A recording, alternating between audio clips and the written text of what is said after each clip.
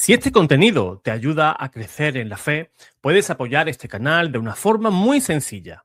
He creado libros devocionales para adultos y también para niños, Biblias, oraciones y libros para colorear con valores cristianos. Te los dejo en el enlace de la descripción. Cada compra ayuda a seguir evangelizando. Gracias por formar parte de esta misión. En el nombre del Padre, y del Hijo, y del Espíritu Santo. Amén. Sean todos bienvenidos a Pater Noster. Te saluda tu hermano José Manuel Gutiérrez. Hoy quiero tocar el tema del purgatorio desde un punto de vista apologético, pero muy breve, muy breve. Vamos a tocar 5 puntos candentes sobre el purgatorio y me gustaría que de esos 5 puntos que vamos a hablar sobre el purgatorio, pues si deseas que hagamos un programa especialmente sobre ese punto del purgatorio o esa premisa errónea que tienen algunos sobre el purgatorio, pues dímelo en los comentarios. O quizás otro punto que no vamos a hablar aquí hoy, pero que sí te gustaría que habláramos y que le diéramos respuesta. Ahí en los comentarios me lo puedes dejar. Mira, José Manuel, pues yo creo que del purgatorio un punto bastante importante a tocar, pues es lo que dicen los protestantes respecto a esto. O es lo que dicen algunos católicos que andan errados sobre el purgatorio de tal cosa. Entonces, haremos un programa especialmente enfocado y monográfico sobre ese punto que tú me vas a decir. Déjamelo ahí en los comentarios. Y si quieres ayudar al canal, pues mira, aquí tengo una manera muy sencilla de poder ayudarnos para poder colaborar con este canal. Si deseas, pues que sigamos publicando contenido y cada vez pues que sea de mayor calidad, ¿verdad? Al final lo que buscamos es eso. Buscamos la excelencia para Dios y si quieres colaborar con ese ministerio de evangelización porque tú crees que te ayuda, pues ahí tienes esta manera de hacerlo y también aquí debajo en el cajoncito de la descripción. Pues bien, hay diferentes temas que se tocan y son muy atacados y uno de ellos es el purgatorio. Incluso muchos católicos no creen en el purgatorio, no creen en la comunión de los santos. Y digo que no creen en el purgatorio porque es muy sencillo, es muy sencillo. Fallece alguien, fallece alguien. Todo el mundo va al cementerio, a la iglesia. ¿Y quién está rezando por el difunto? ¿Quién? Se hacen diferentes grupos, se ponen a criticar, mira, allí está fulano, aquel es el hijo de no sé quién, de no sé cuánto, y mil historias que se dan, pues, en ese momento de duelo y de dolor de cualquier familia. ¿Y quién se sienta a rezar por el difunto? Nadie, nadie. Incluso yo, tristemente, he podido ver en las misas de difuntos el sacerdote con la iglesia llena, con una oportunidad preciosa de poder explicar qué es el purgatorio y la necesidad de rezar por los difuntos, y pierde la oportunidad y se pone a contar cosas que no vienen al caso. Y a veces, tristemente, convierten esa misa de difuntos y de cuerpo presente y lo convierten, pues, me van a perdonar la palabra, en un circo. Y digo en un circo porque a mí qué me importa el sacerdote que trabajaba cuando era joven, antes de cuando él era sacerdote. No me interesa. Esas cosas yo las he visto en misas de difuntos. El sacerdote decía, pues mira, pues yo cuando joven yo trabajaba de carpintero en tal sitio y para allá y para acá. Y tú dices, bueno, ¿cuándo nos va a hablar este hombre de la necesidad de oración por el difunto? ¿Cuándo nos va a hablar de el juicio particular que vamos a enfrentar todos? Todos, incluido él. ¿Cuándo nos va a hablar del cielo, del infierno, de conversión? ¿Cuándo? Tienes una iglesia llena, que quizás de esas 200 personas que estás viendo ahí, quizás ni la 10ª parte va a misa. Y tienes la oportunidad de tocar el corazón de mucha gente. Y no lo hace. Y no lo hace. A quien mucho se le da, mucho se le va a exigir. Y lo digo por esos sacerdotes tibios que prefieren entretener antes que dar esperanza al prójimo. Ven a la viuda llorar y no les importa. No hay ni siquiera una palabra de ánimo, de esperanza.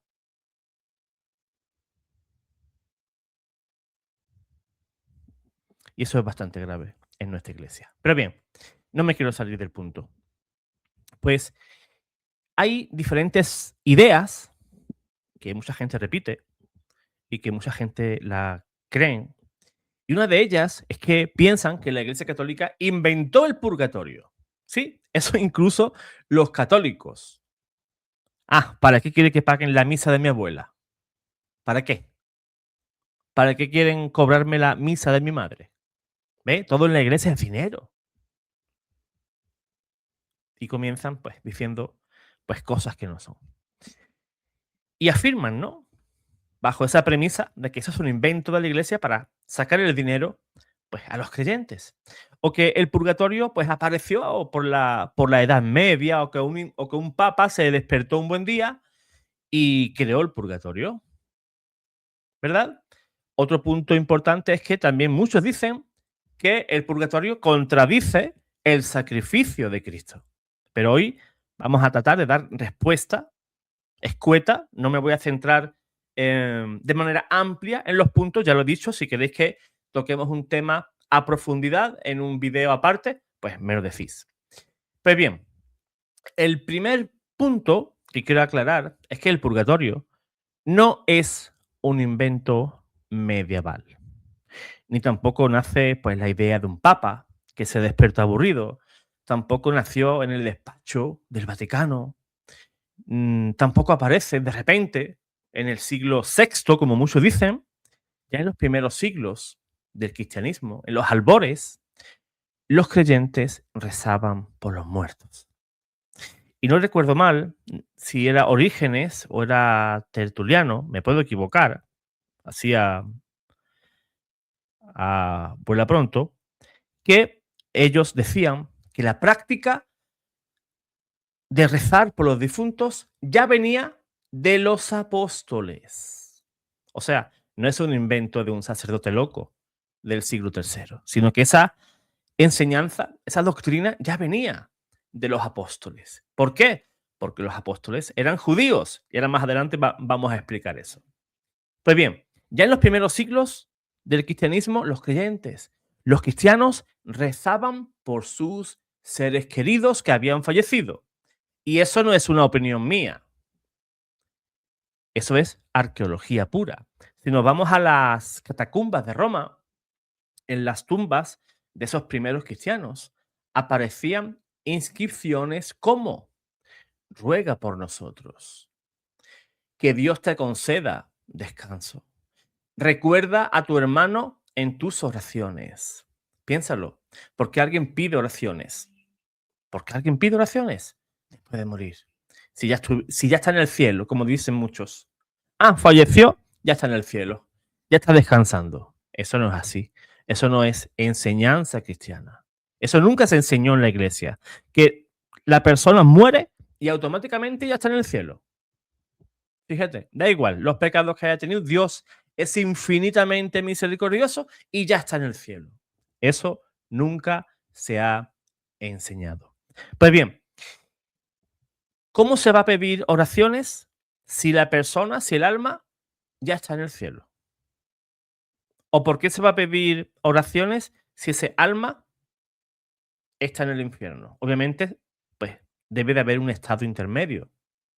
A ese estado intermedio, la iglesia le llama purgatorio. Pero José Manuel, es que purgatorio no aparece en la Biblia. Obviamente, purgatorio es un término teológico que la iglesia definió, creó más adelante para dar nombre a una doctrina que sí se encuentra en las Sagradas Escrituras. Ese estado de purificación, la iglesia decidió de llamarle como purgatorio. Y ese purgatorio existe desde el comienzo del cristianismo. Desde que el Señor subió a los cielos, ese purgatorio está ahí presente. Segundo punto, el purgatorio tiene raíces en el judaísmo. Antes de Cristo ya encontramos esa idea piadosa en el pueblo de Dios. En el segundo libro de Macabeos, en el capítulo 12, versículo 45, se nos cuenta que Judas Macabeo manda ofrecer sacrificios por los soldados que habían muerto. ¿Y por qué lo hace?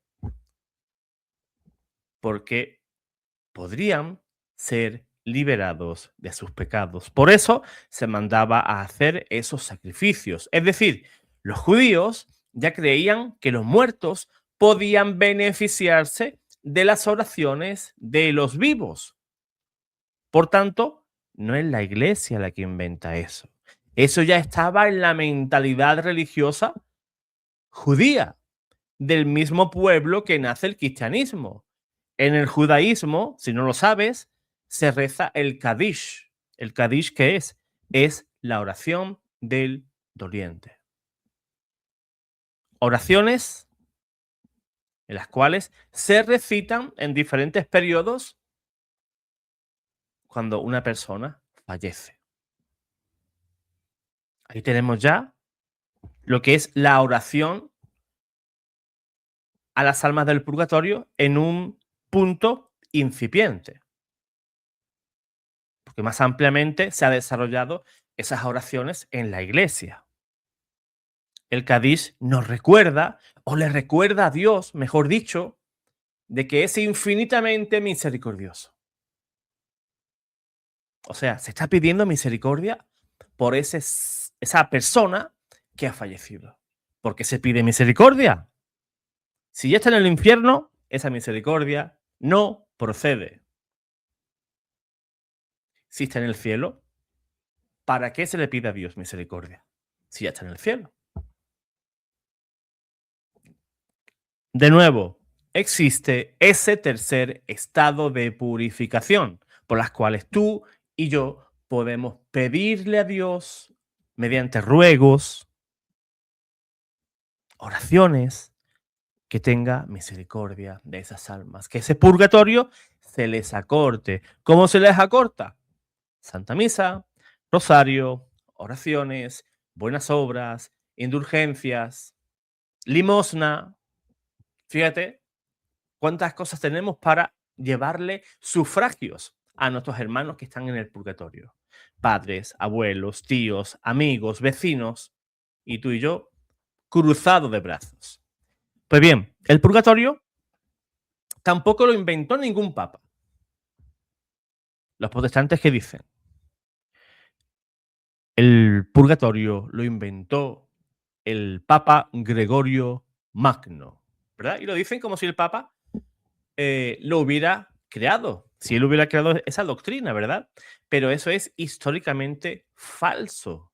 Que me muestren a mí, por ejemplo, en el Dessinger o en cualquier encíclica, bula papal, donde se diga que el Papa Gregorio creó en ese momento el purgatorio. No existe.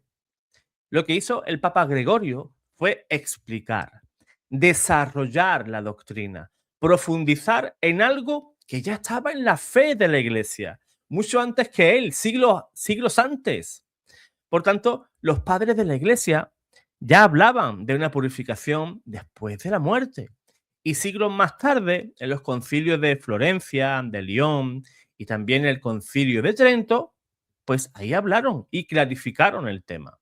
No inventaron absolutamente nada. Simplemente definieron la doctrina. ¿Por qué? Porque la doctrina comenzaba a ser atacada. Por eso la Iglesia eleva el purgatorio a dogma. ¿Para qué? Para que ya sea de obligatoria creencia. ¿Por qué? Porque ya había gente, ya había herejes, ya luego surgió la reforma protestante y el purgatorio fue atacado por algunos de esos reformadores. Y eso es importante que lo puedas entender. Además, la iglesia es la que custodia, ¿verdad? Ese depósito de la fe. y cuando es necesario, tiene que definir con claridad lo que siempre la Iglesia ha creído. Otro punto importante, que sería ya el cuarto, sería lo que muchos dicen. Dicen, por ejemplo, que el purgatorio niega el sacrificio de Cristo. Es que si existe el purgatorio, ¿para qué murió Cristo? ¿No? Dicen algunos. El purgatorio no niega el sacrificio redentor de nuestro Señor. Ese sacrificio es perfecto, infinito. Y aquí entramos, pues, en una de las críticas más comunes. Cristo ya lo hizo todo. El purgatorio sobra, pero eso es más bien un malentendido. Sí, Cristo lo hizo todo, pero una cosa es la redención que Cristo cumplió con su pasión, muerte y resurrección. Y otra muy diferente, otra cosa muy diferente, es la aplicación de esa misma redención en cada alma. La salvación es un don completo, pero el alma muchas veces no está completamente purificada. La Biblia lo dice claramente. En la primera carta a los Corintios, capítulo 3, versículos podemos leer del 13 en adelante. Se salvará, pero como quien pasa por el fuego. ¿Te das cuenta? Se salva, no está condenado, se salva, pero pasa por una purificación. Pues a esa purificación, a ese estado de purificación, lo llamamos purgatorio. No es algo aparte de la cruz, es la misma cruz, es ese mismo sacrificio que se aplica y que actúa en esa alma. Es la sangre de Cristo la que está lavando, la que está limpiando hasta el último rincón de esa alma.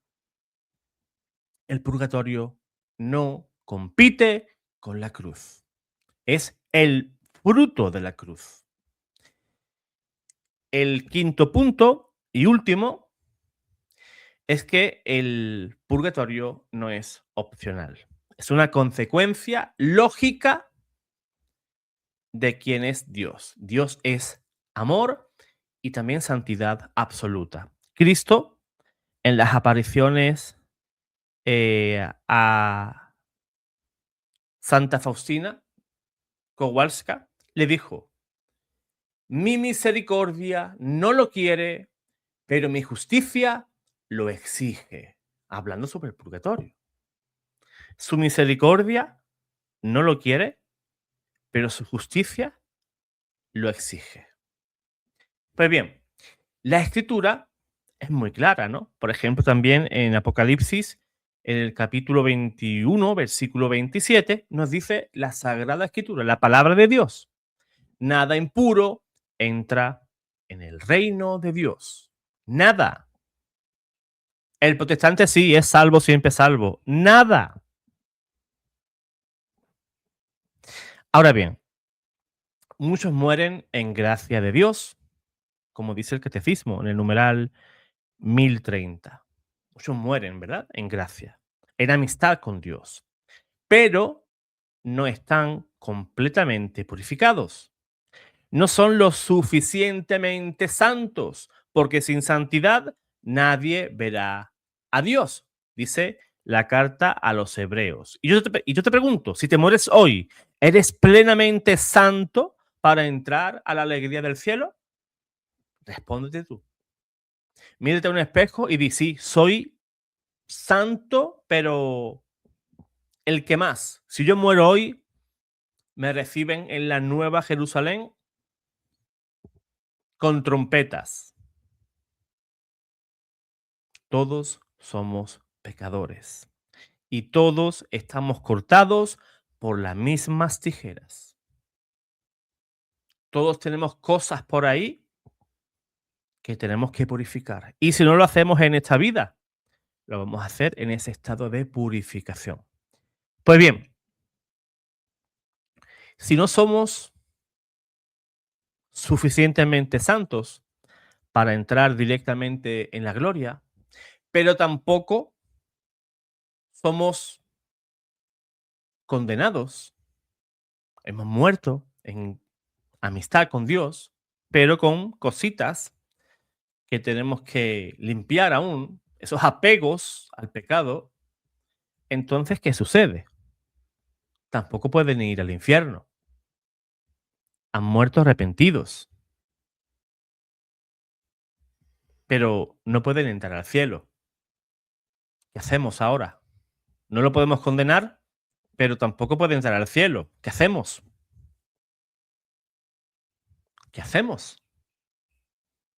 Es que ya incluso, y fuera de la propia teología, es de lógica. ¿Cómo voy a entrar al cielo? Con mis maldades, con mis malos pensamientos, con mi mala boca, con mi mal corazón. ¿Cómo voy a entrar al cielo? ¿O acaso el cielo es cualquier cosa? Tiene que existir un proceso. Debe de existir una purificación final.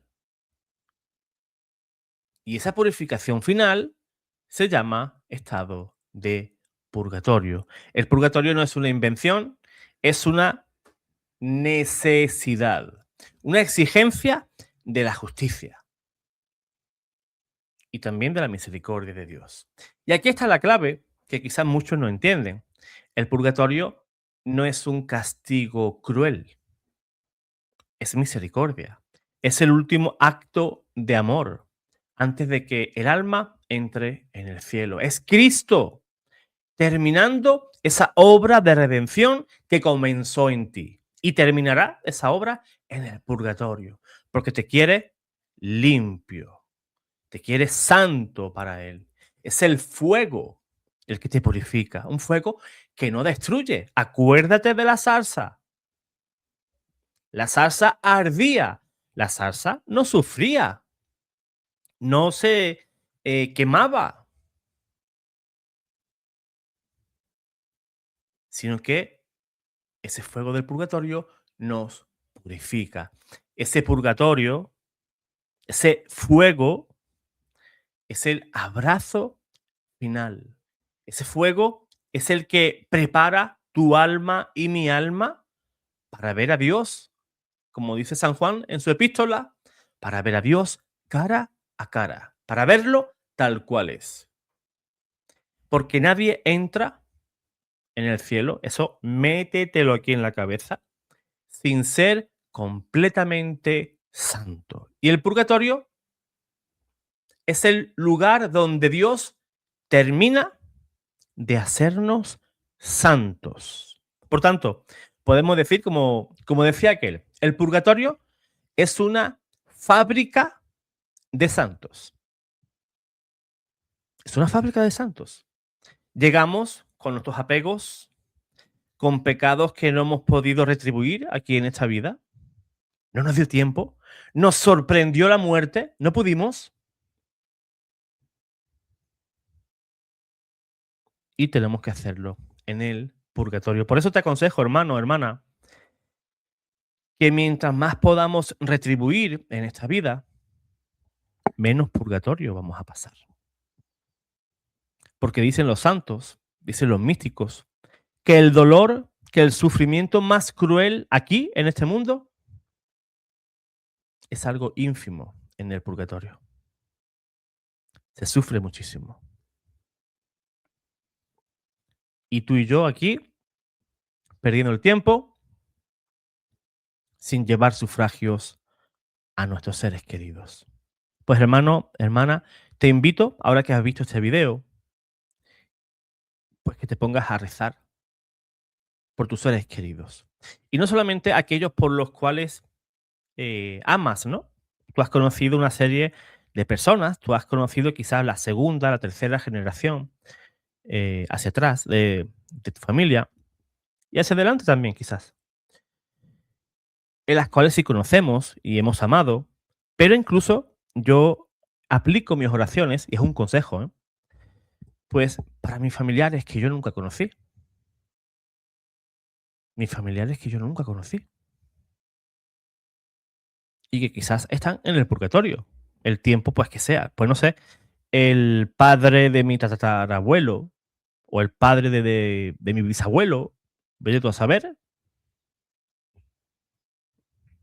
una bisabuela mía, o una tatarabuela y más atrás, porque siempre tenemos tendencia a rezar por aquellas personas que sí conocemos, pero también te ruego que reces por esos familiares que tú no tuviste la oportunidad de conocerlos. Quizás ellos sí, a ti, porque quizás tú naciste y ellos fallecieron al poquito tiempo y no tuviste la oportunidad y la gracia de vivir con ellos un tiempito. Por eso te recomiendo, te pido pues que también recuerdes a tus familiares, pues a través de los tiempos, ¿verdad? Hacia atrás. Tu bisabuelo, tu tatarabuelo, tu tatarabuelo, atrás y más atrás, ¿verdad? No sé ya cómo se dirá, pues no sé, en la quinta, en la sexta generación, pues todas esas personas que forman parte también de nuestra familia, de nuestro propio árbol genealógico, pues también necesitan tus oraciones. Así que espero que te haya gustado este video, pues que te edifique y si quieres ayudarnos, pues a seguir haciendo videos, a seguir dando enseñanzas, a seguir mejorando el canal y quieres ser pues un bienhechor de este canal, pues aquí te enseño el código de barras, el código QR, perdón, que es este, y también aquí debajo hay diferentes maneras para que lo puedas hacer. Dios te guarde, Dios te bendiga.